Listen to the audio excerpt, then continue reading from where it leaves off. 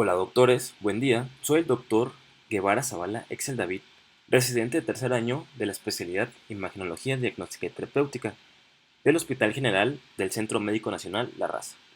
Nuestro siguiente tema a exponer es estómago y duodeno 1. Como siguientes objetivos tenemos identificar y comprender las principales enfermedades congénitas y enfermedades inflamatorias respecto al estómago y duodeno, así como diferenciar mediante estudios de imagen los diferentes signos radiológicos que presentan tanto las úlceras benignas como malignas. Los temas a revisar son enfermedad congénita, enfermedad inflamatoria gástrica, úlcera duodenal y duodenitis. Entonces, los siguientes temas de enfermedad congénita son duplicación gástrica y microgastria. Por definición, la microgastria es la anomalía en la que el desarrollo embrionario del intestino anterior se detiene, dando lugar a un estómago pequeño, de forma tubular o sacular, por lo general asociado a un megaesófago. Esta anomalía se da en la quinta semana de gestación y como tal la etiología se han sugerido dos teorías. Una es la herencia autosómica recesiva y la otra sería una insuficiencia vascular localizada, pero como tal no está muy bien descrito.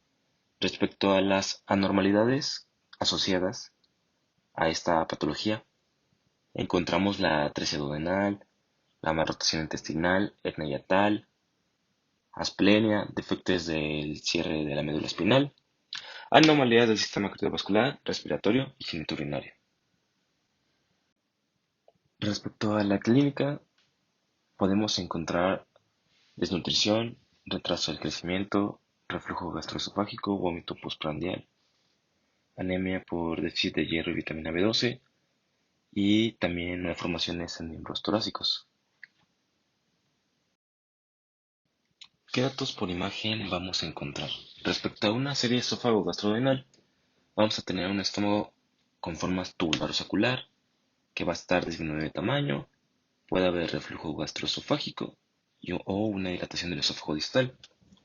Aquí en estas imágenes, en esta serie esófago-gastrodenal, en proyección oblicua anterior derecha y antero-posterior, observamos el paso del medio de contraste a través del esófago, estómago y el duodeno.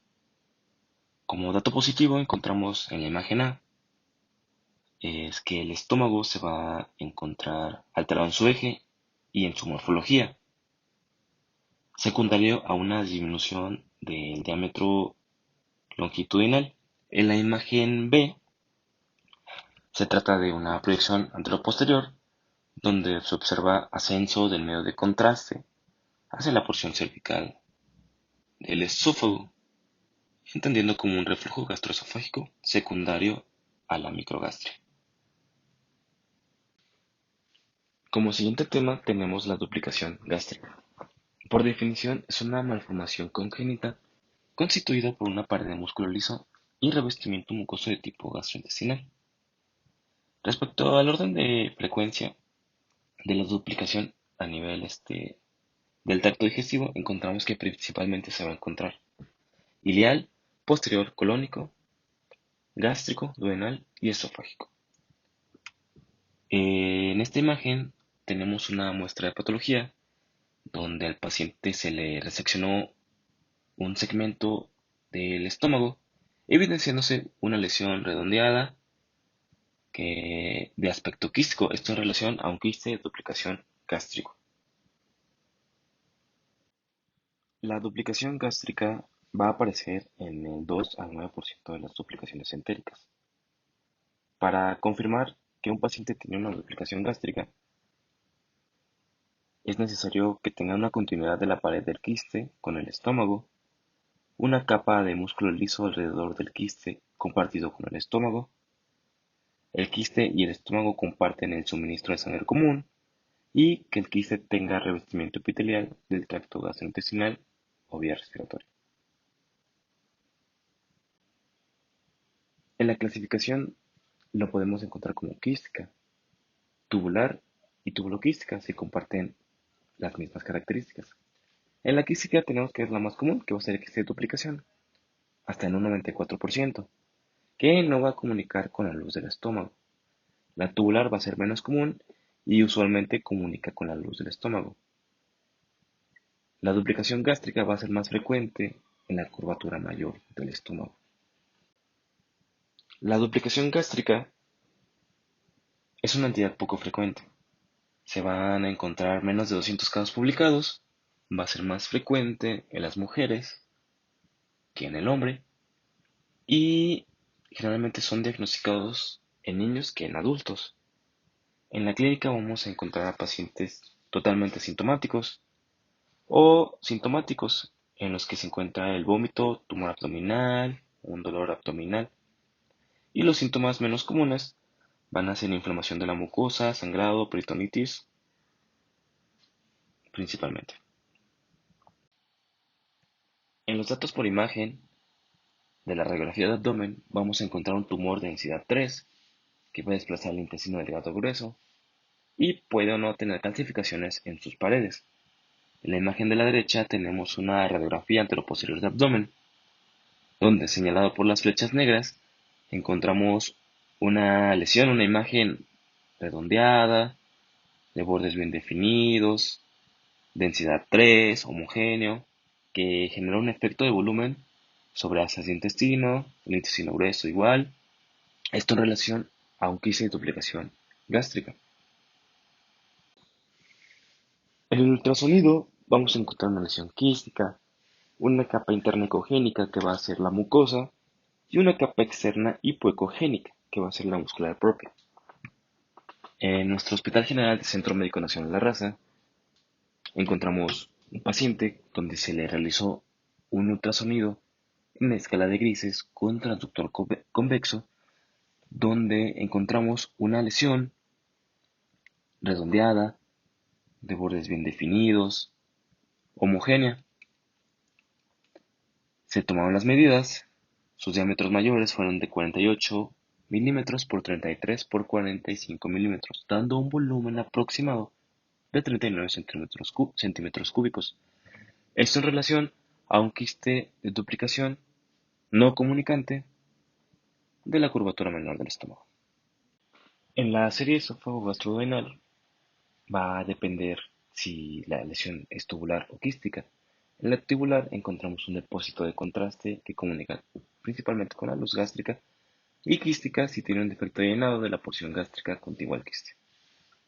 En las imágenes de la derecha tenemos una serie esófago-gastroduodenal, la imagen B en posición de Shatsky y la imagen C en Hampton, donde se observa el estómago de situación y tamaño conservado con alteración en su morfología, secundario a una lesión que sigue casi la totalidad de la curvatura menor, de morfología tubular, de bordes lobulados, que es opacificada por el medio de contraste, encontrándose una comunicación con el lumen del estómago en el fondo gástrico. Esto en relación a una duplicación gástrica de tipo tubular. En una tomografía de abdomen vamos igualmente a encontrar una lesión quística paragástrica, una pared bien definida y usualmente no va a ser comunicante con la luz del estómago. Tenemos un caso de nuestro Hospital General del Centro Médico Nacional La Raza, donde observamos en esta tomografía transversal computada de abdomen, en fase simple, una lesión redondeada de bordes bien definidos que va a estar contigua a la pared, a la curvatura menor del estómago. En una reconstrucción general, confirmamos que esta lesión es de contenido isodenso al líquido, homogéneo, que no va a comunicar con la luz del estómago. Esto en relación a un quiste de duplicación gástrica no comunicante. Tomografía computada transversal y su reconstrucción coronal, donde se observa marcado por la flecha roja una imagen bien definida, de pared delgada, bordes regulares, redonda, su contenido es isodenso al líquido y homogéneo, que a la administración del medio de contraste presenta un reforzamiento de tipo anular, el cual su situación es adyacente a la pared de la curvatura mayor del estómago, mientras que marcada por la flecha azul tenemos una imagen de las mismas características previamente descritas. Aquí tenemos imágenes intraoperatorias de la lesión marcada previamente por la flecha roja, donde demuestra que en sí la lesión dependía de la pared posterior del estómago, esto en relación a un quiste de duplicación gástrica. Y mientras la imagen B muestra la escisión y reparación del quiste. Cabe mencionar que la lesión marcada con la flecha azul era una lesión dependiente de la glándula adrenal de mismas características.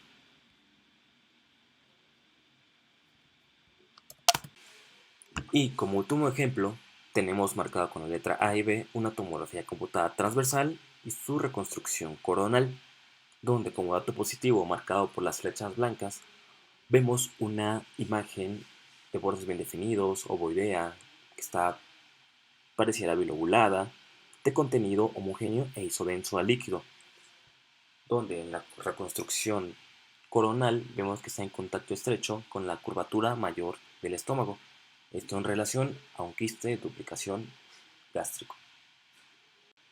El siguiente tema, enfermedad inflamatoria gástrica. Entendemos por gastropatía al daño y a la regeneración de las células epiteliales con mínima o ninguna inflamación asociada, mientras que la gastritis va a ser el término que se usa para denotar la inflamación asociada con la lesión de la mucosa gástrica.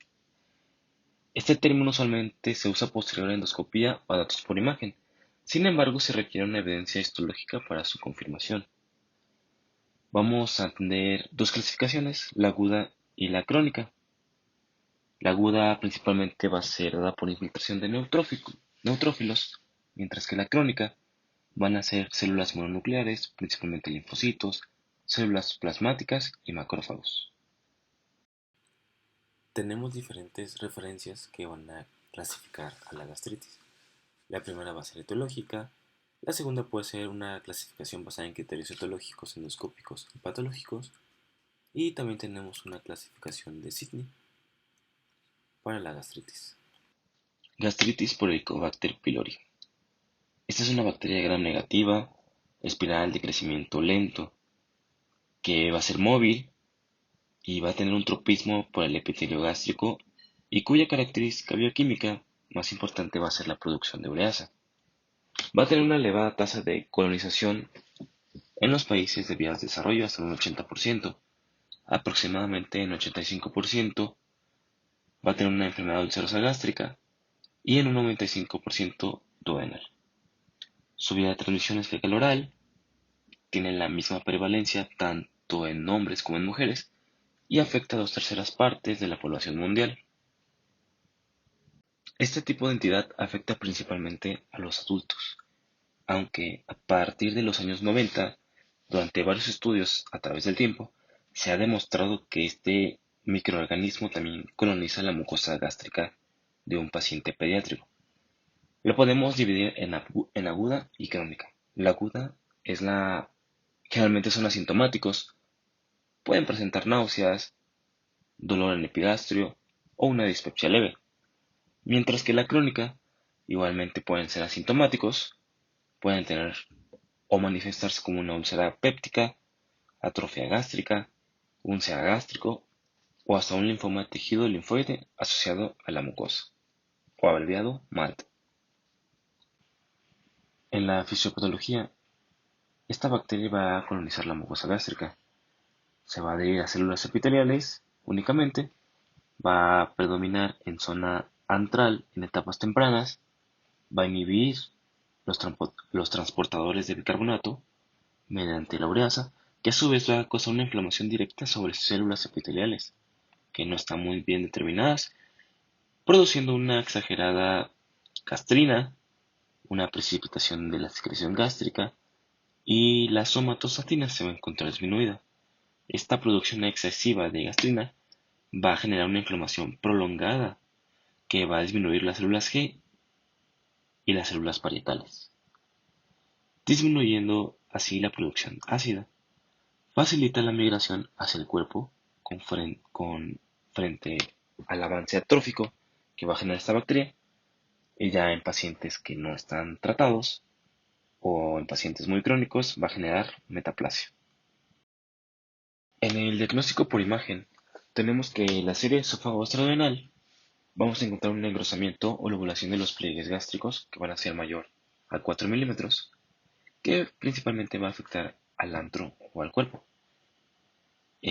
Aquí tenemos la imagen de la derecha, tenemos una serie esófago-gastrodenal de nuestro Hospital General de nuestro Centro Médico Nacional La Raza, en una proyección oblicua anterior izquierda o de Hampton, en la que observamos un engrosamiento de los pliegues gástricos de la curvatura mayor, que van a ser mayor a 4 milímetros. Esto en relación a una gastritis por Helicobacter pylori. A continuación, aquí en esta imagen de la izquierda, tenemos una serie esófago-gastroduodenal en un paciente totalmente asintomático, donde encontramos los pliegues de la mucosa, que van a ser de forma más prominentes, tanto en el fondo como en el cuerpo. Y conforme vayamos descendiendo en el antro píloro, esta área gástrica disminuirá. En la imagen de la luz izquierda tenemos igualmente una serie esófago-gastroduodenal con doble contraste, donde observamos en la región del cuerpo y del antro del estómago.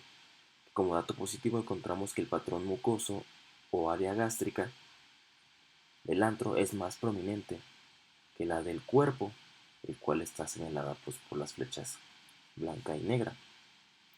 Este se le conoce como patrón mucoso invertido, el cual no es normal y nos habla de una afección por Helicobacter pylori. En la imagen de la derecha tenemos un caso de nuestro Hospital General del Centro Médico Nacional de Raza. Esto es un estudio de una serie esófago-gastroduodenal, donde aquí representó la importancia de diferenciar el aspecto mamelonado normal de la mucosa gástrica, el cual previamente en presentaciones pasadas había mencionado, en comparación con la imagen de la izquierda, que es una magnificación de una serie esófago-gastroduodenal con doble contraste, donde observamos a nivel del antro, pues en una posición oblicua posterior izquierda, una hiperplasia linfoidea, esto representado por innumerables defectos de llenado uniformes que miden 1 a 2 milímetros, que nos hablan de pues, nódulos que van a reemplazar el área normal de la mucosa. Esto nos habla de un paciente que tuvo Helicobacter pylori de una forma crónica.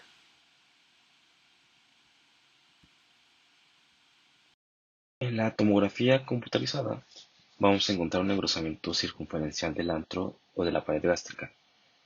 Aquí tenemos una tomografía abdominal en reconstrucción coronal con la aplicación de medio de contraste oral e intravenoso, donde como dato positivo encontramos un engrosamiento de la pared gástrica de forma difusa que tiene un realce nodular heterogéneo, secundario a zonas hipodensas en relación a edema.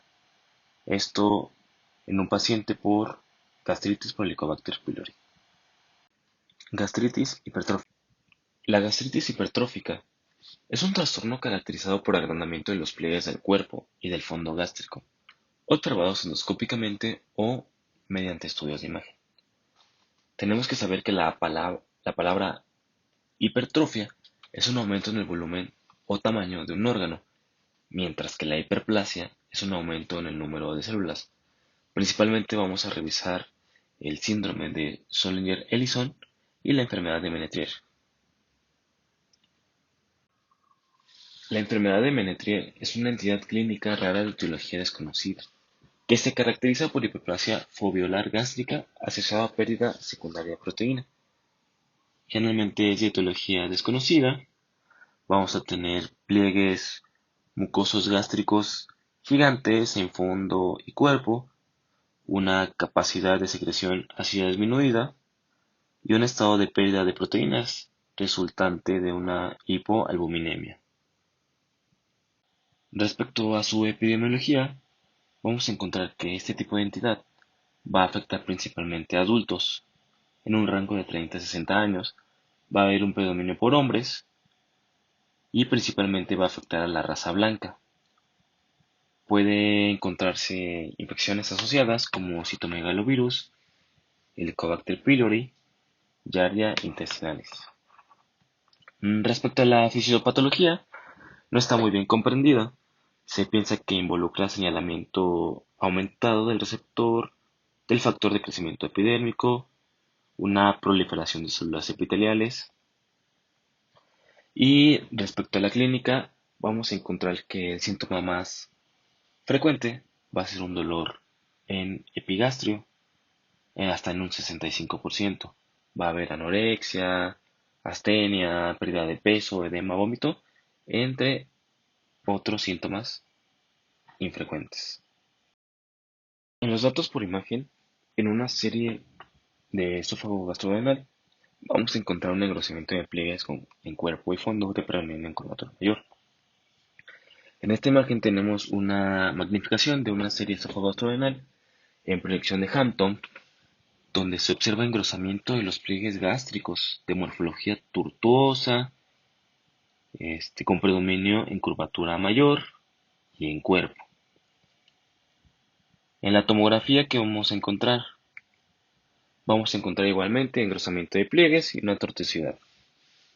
Aquí en la imagen de la derecha tenemos una tomografía de abdomen con la aplicación de medio de contraste oral e intravenoso, donde se observan pliegues gástricos en fondo y cuerpo, de manera prominente, engrosados, con aumento de su realce heterogéneo, tras la administración del medio de contraste. Y B, esto en relación a un paciente con enfermedad de Menetrier.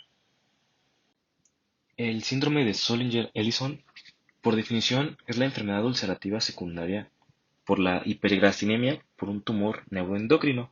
Principalmente va a ser el gastrinoma. Respecto a este síndrome, vamos a tener una incidencia entre 30 a 50 años. Se puede encontrar hasta en el 1% de los pacientes con úlcera péptica y en lo que nos refiere a la clasificación puede ser esporádico o asociado a una neoplasia endocrina múltiple. El 80% va a prevalecer el esporádico.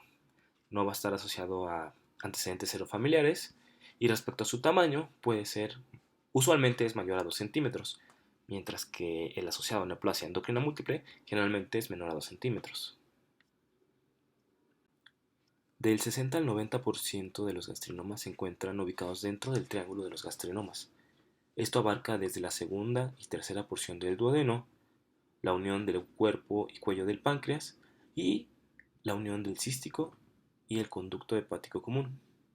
Generalmente este tipo de tumores se va a encontrar con mayor frecuencia en el duodeno, hasta en un 80%, y suelen ser pequeños, menor a 0.5 centímetros. Y el resto se puede encontrar el tumor en el páncreas. Este síndrome se va a manifestar por una enfermedad ulceropéptica de un 70 a un 90%, principalmente localizada en el duodeno, en la región vulvar o posvulvar. Se puede encontrar dispepsia, diarrea y pérdida de peso. Ahora, ¿cómo lo vamos a diagnosticar? Tenemos tanto laboratorio como por imagen. En lo que respecta al laboratorio, tenemos una gastrina sérica mayor a 10 veces el valor normal y un pH gástrico menor a 2. Y respecto a los estudios de imagen, vamos a encontrar anomalías en el tránsito intestinal, hipertrofia de pliegues gástricos, duodenales, floculación del medio de contraste, úlceras grandes y o múltiples en estómago o bulbo duodenal principalmente. ¿Qué datos vamos a encontrar por imagen? En una serie esófago-gastroduodenal vamos a encontrar pliegues rugosos engrosados, múltiples erosiones y úlceras gástricas, así como floculación del bario por el alto volumen de líquido en el estómago. En la imagen de la derecha tenemos una magnificación de una serie esófago-gastroduodenal en proyección de Hampton, donde se observa el engrosamiento de los pliegues gástricos del fondo y del cuerpo.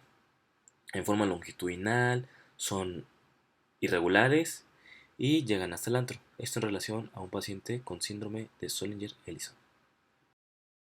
¿Qué datos vamos a encontrar por tomografía?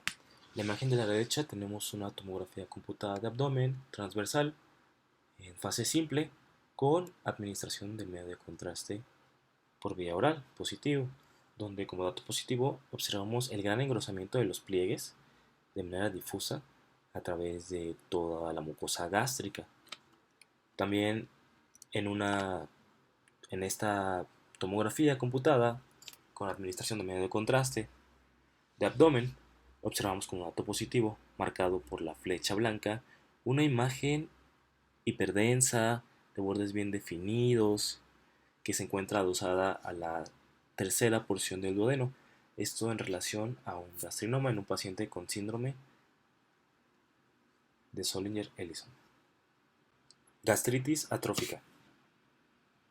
La gastritis atrófica describe una forma de gastritis crónica que, además de la inflamación, se asocia con adelgazamiento de la mucosa, pérdida de células especializadas en las glándulas gástricas y cambios en el epitelio de tipo celular. Esto, metaplasia. Ahora, esta gastritis atrófica a la larga nos puede condicionar adenocarcinoma gástrico, linfoma de células B y linfoma de células asociada a MALT. En esta imagen de la derecha tenemos una endoscopía del estómago donde se evidencia el adelgazamiento de los pliegues de la mucosa del mismo. Lo podemos clasificar en dos, tipo A y tipo B. El tipo A generalmente es autoinmune y afecta principalmente el cuerpo y fondo. Está asociado a anemia perniciosa y pues, destruye las células parietales, mientras que el tipo B es la más común, va a estar asociada al Helicobacter pylori, a ANS, a reflujo hepatobiliar y tiene un predominio antral.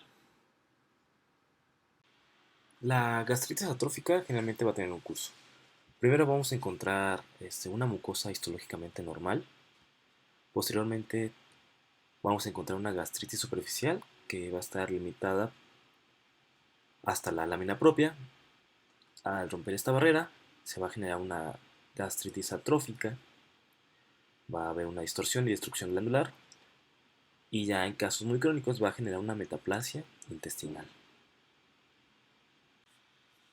Respecto a la clínica, vamos a tener que este tipo de pacientes generalmente son asintomáticos, pueden tener una dispepsia leve, un síndrome anémico de tipo A o una glositis por deficiencia de vitamina B12. ¿Qué datos vamos a encontrar en una serie esófago-gastroduodenal? Va a haber disminución del número de grosor de pliegues gástricos o hasta puede llegar a ausencia de los mismos. Va a haber estómago de morfología tubular y estrecho. Aquí tenemos una imagen de una magnificación de una serie esófago-gastroduodenal en proyección oblicuo-anterior izquierda, donde se observa la mucosa gástrica con marcada ausencia de los pliegues gástricos y también disminuidas del grosor de los mismos desde la curvatura menor hasta la porción antropilórica. Este tipo de gastritis atrófica la podemos clasificar en grado 0, grado 1, grado 2 y grado 3 por una serie esófago-gastroduodenal. En el grado 0 vamos a ver que no va a ser discernible un cambio atrófico en la mucosa del estómago. En el grado 1 vamos a tener cambios mayormente limitados a atrofia de la mucosa en el antro gástrico. En esta imagen de una serie esófago-gastroduodenal vemos cómo los pliegues de la mucosa se ven ligeramente adelgazados y conforme van llegando al antro, estos pliegues van disminuyendo. En el grado 2 tenemos una atrofia de la mucosa que se extiende desde el antro al cuerpo gástrico y fondo, a comparación de la imagen anterior en esta magnificación de una serie esofagostrodenal, observamos la marcada disminución de los pliegues gástricos. Y por último tenemos al grado 3, que van a representar severos cambios atróficos que involucran toda la superficie de la mucosa del estómago. En esta magnificación de una serie esofágico-gastrodenal observamos como dato positivo la ausencia de la mucosa gástrica, tanto en el cuerpo como en el antro. Esto en relación a una gastritis atrófica. Gastritis enfisematosa. La gastritis enfisematosa es una forma grave de gastritis causada por microorganismos productores de gas. Los principales agentes que vamos a encontrar van a ser Streptococcus beta hemolítico, Clostridium perfringens y Welchii, Staphylococcus aureus y también podemos encontrar E. coli. Ahora, asociado a tener a un paciente con factores de riesgo, que principalmente va a ser una diabetes mellitus mal controlada, la ingesta excesiva de alcohol, una inmunodeficiencia, una, un aumento en la presión intragástrica, nos va a generar una gastritis enfisematosa.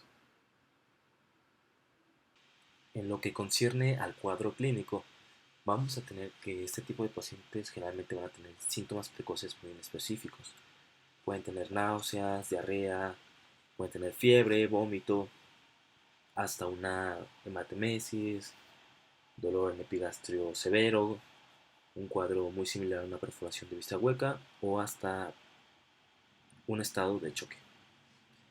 Generalmente este tipo de entidad tiene una mortalidad superior al 60%.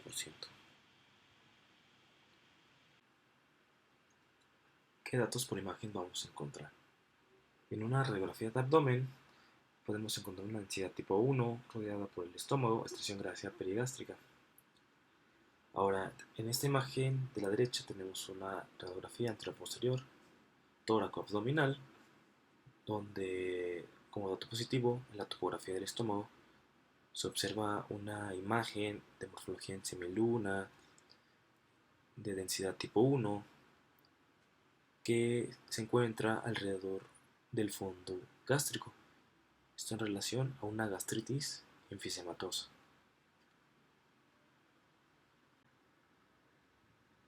Los datos por tomografía. Vamos a encontrar engrosamiento de la pared gástrica, presencia de gas de morfología irregular y moteado de la pared del estómago. Va a predominar en el fondo y en la curvatura mayor. Y va a tener la característica de este gas que a pesar de los cambios de la posición del paciente, se va a mantener en la misma posición. En la imagen de la derecha tenemos una tomografía computada de abdomen con contraste oral positivo E y B, donde como dato positivo se observa a nivel del estómago, rodeándolo de manera circunferencial, un halo isodenso a aire, así como aumento de la atenuación de la grasa de manera periférica. Esto en relación a un paciente con gastritis enfisematosa. El siguiente tema es úlcera péptica.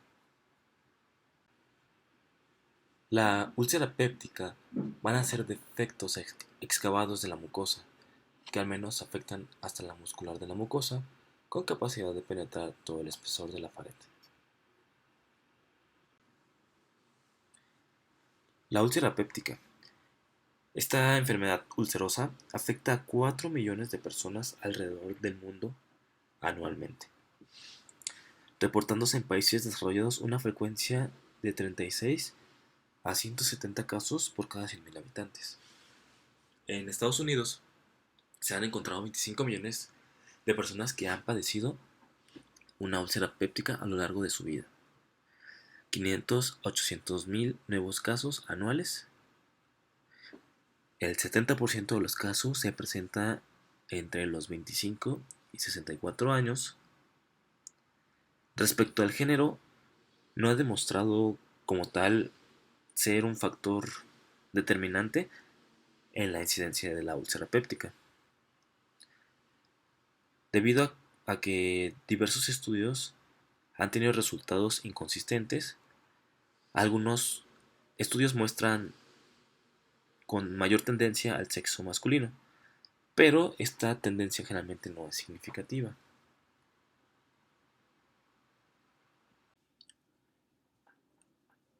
Respecto a la clínica, vamos a encontrar pacientes con dolor epigástrico que atenúa con la ingesta de alimentos, náuseas, vómito, meteorismo, pérdida de peso.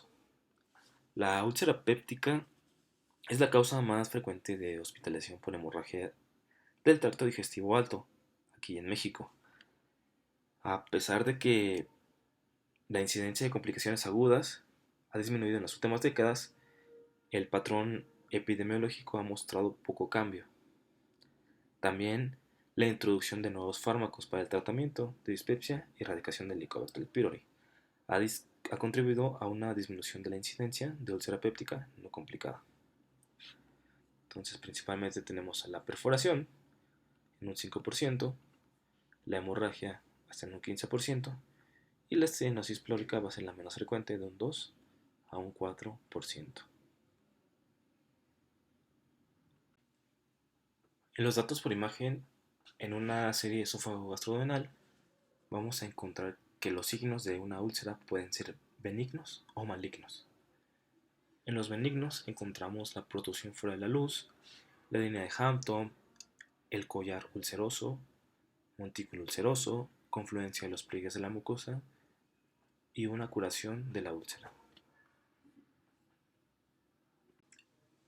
Bueno, entrando al tema de signos de úlcera benigna, encontramos el primero, que es la protrusión fuera de la luz.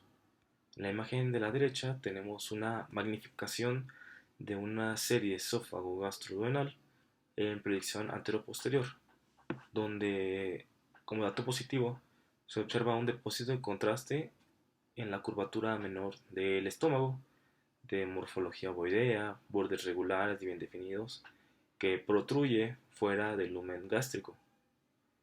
Un dato que agregar sería que, respecto a la naturaleza de la lesión, si esta es elíptica, es que el depósito de contraste es paralelo a la luz y probablemente se trate de una úlcera. Si es perpendicular a la luz del estómago, puede representar otro tipo de lesión no ulcerosa.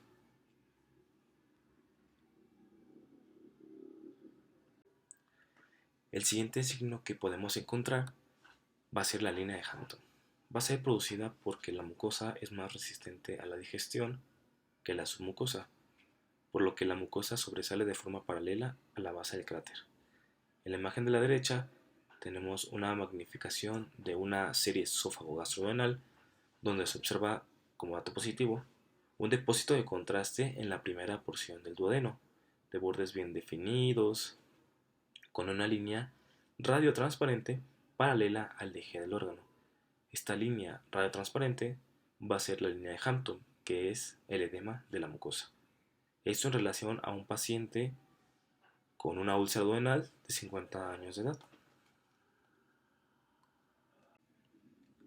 El signo del collar ulceroso. Este va a ser el edema de la mucosa debido al exudado inflamatorio que da como resultado un collar de úlcera transparente más grande que separa la úlcera de la luz gástrica. En la imagen de la derecha tenemos una magnificación de una serie esófago-gastroduodenal donde, como dato positivo, encontramos un depósito de contraste a nivel de la curvatura menor del estómago que protruye fuera del lumen gástrico.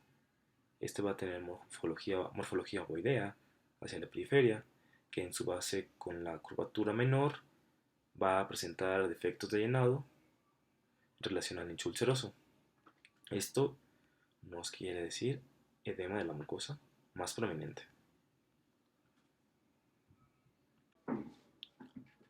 El siguiente signo es el pliegue de la mucosa. Estos pliegues van a ser lisos, delgados y confluentes hacia la úlcera. En la imagen de la derecha tenemos una magnificación de una serie esófago-gastroduodenal donde observamos como dato positivo, a nivel de la curvatura gástrica menor, un depósito de contraste que protruye fuera del lumen gástrico, morfología ovoidea, que presenta múltiples pliegues que confluyen hacia el cráter, son lineales, regulares y simétricos. Ahora, este signo del pliegue de la mucosa no siempre va a tener las mismas características que ya vimos. En nuestro Hospital General del Centro Médico Nacional La Raza realizamos una serie esófago-gastroduodenal en un paciente con sospecha de una úlcera, donde como dato positivo, a nivel de la curvatura mayor del estómago, observamos un depósito de contraste donde se observa el agrupamiento de la mucosa. Estos van a ser 3 pliegues que confluyen en la úlcera. El signo de la curación de la úlcera. Radiográficamente son necesarias 6 a 8 semanas para que nos den este signo característico. En nuestro Hospital General del Centro Médico Nacional La Raza, realizamos un estudio de una serie esófago-gastroduodenal. Esta se va a encontrar en proyección de Shatsky, donde se observa en el fondo gástrico dos depósitos de contraste que persisten en dos proyecciones de morfología circular, homogéneos, que se encuentran rodeados por un halo radiotransparente. Esto en relación a úlceras gástricas con el signo de curación de la úlcera. Signos de úlcera maligna. Estos van a ser situados dentro del lumen gástrico, de forma irregular. Encontramos dos: signo del menisco de Karman y el complejo de Kirklin. Una úlcera maligna va a ser la ulceración de un tumor. Muy bien. Tenemos el signo del menisco de Karman. Es cuando se realiza compresión del estómago, se observa un depósito de contraste semicircular convexo hacia la luz del estómago.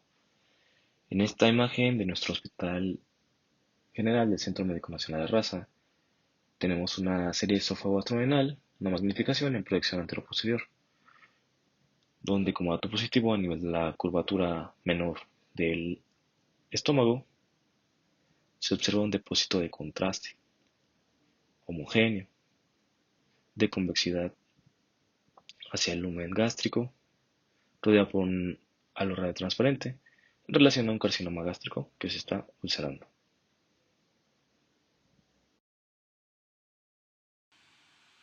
Signo del complejo de Kirklin. Este va a ser el signo del menisco de Karman, donde se le va a agregar una radiotransparencia radial hacia la cresta del tejido neoplásico. En la imagen de la derecha tenemos una magnificación de una serie esófago-gastrodenal con compresión gástrica, donde se observa un depósito de contraste en la porción antropilórica del estómago, de morfología ovoidea. La convexidad es hacia la luz gástrica, sus bordes son irregulares, junto con su contenido que es heterogéneo, que se encuentra rodeado de una zona transparente, el cual es señalada por las flechas negras en relación a carcinoma gástrico con tejido neoplásico que rodea la zona. Otro signo de una úlcera maligna es la convergencia en los pliegues de aspecto nodular o lobrados. En la imagen de la derecha tenemos una magnificación de una serie esófago-gastrodenal que como dato positivo encontramos a nivel de la curvatura menor un depósito de contraste homogéneo, esto en relación a una úlcera gástrica, pero a diferencia de una convergencia de pliegues de una úlcera benigna, estos pliegues van a ser nodulares, lobulados, asimétricos, que van a confluir en la úlcera. A continuación, dejo una tabla de las principales características que nos pueden llevar al diagnóstico de una úlcera benigna como maligna, que posteriormente la pueden revisar. Como penúltimo tema tenemos la duodenitis. Antes de hablar de la duodenitis, tenemos que saber la apariencia normal del duodeno. En este ejemplo, tenemos un hombre de 35 años. En la imagen A, tenemos una serie de esófago gastroduodenal en una proyección anteroposterior del tracto gastrointestinal, donde observamos el duodeno dividido en 4 secciones, incluido el D1, la porción bulbo-duodenal, la D2 es la porción descendente, D3 transversa y D4 el segmento ascendente, donde termina con el ligamento de Treitz. La imagen B, igual tenemos una serie de esófago gastroduodenal con doble contraste en proyección anteroposterior, donde muestra la apariencia normal del bulbo, el cual tiene como tal un patrón reticular fino, casi sin rasgos distintivos. El resto del duodeno tiene múltiples pliegues paralelos y mide aproximadamente 25 En sí, centímetros. la duodenitis es la inflamación de la mucosa duodenal, que puede ser secundaria a diversos factores. Entre los principales está Helicobacter pylori, enfermedad acidopéptica, pancreatitis, puede también presentarse en pacientes con posradiación o con ingesta crónica de AINES. ¿Qué clínica vamos a tener? Estos pacientes van a tener dispepsia, epigastralgia, náusea, sensación de plenitud y una diarrea estatorreica. Datos por imagen en una serie esófago-gastroduodenal. Vamos a encontrar el engrosamiento de los pliegues mayor a 4 milímetros, una apariencia nodular de la mucosa, deformidad del bulbo y erosiones superficiales. Aquí tenemos un caso de nuestro Hospital General del Centro Médico Nacional La Raza. Tenemos una magnificación de una serie esófago-gastroduodenal que, como dato positivo, a nivel de todas las porciones del duodeno, observamos un aumento del engrosamiento de los pliegues de la mucosa, que le da una configuración nodular. Esto en relación a un paciente con duodenitis. Y por último tema, tenemos úlcera duodenal. En los datos por imagen en una úlcera duodenal encontramos un nicho plano poco profundo. Tenemos aquí una serie de esófago gastrodenal realizada en nuestro Hospital General del Centro Médico Nacional La Raza, donde como dato positivo observamos a nivel de la tercera porción del duodeno dos depósitos de contraste de morfología redondeada, rodeados por un halo radiotransparente en relación a úlceras duodenales. Este tipo de úlceras se van a presentar en más del 90% en la porción del bulbo, en su cara interior, y posteriormente un 10% postvulvares. Cuando encontramos úlceras postvulvares que se van a presentar en el 10%, tenemos que buscar intencionadamente otra entidad. En la imagen de la derecha tenemos una magnificación de una serie esófago-gastroduodenal, donde como dato positivo observamos un depósito de contraste en relación a una úlcera postvulvar. Agregado a esto se observa incremento de los pliegues mucosos, tanto del estómago como del duodeno. Esto en relación a un paciente con síndrome de Zollinger-Ellison. Complicaciones que vamos a tener en una úlcera duodenal que no se trata a tiempo. Principalmente vamos a encontrar hemorragia, perforación, que puede tener hasta un 30% de mortalidad, un hilo obstructivo y una fistulización. En la imagen de la derecha tenemos una magnificación de una serie esófago-gastroduodenal, donde se observa paso en medio contraste, hidrosoluble, fuera del lumen del duodeno, en relación a una perforación de una úlcera duodenal.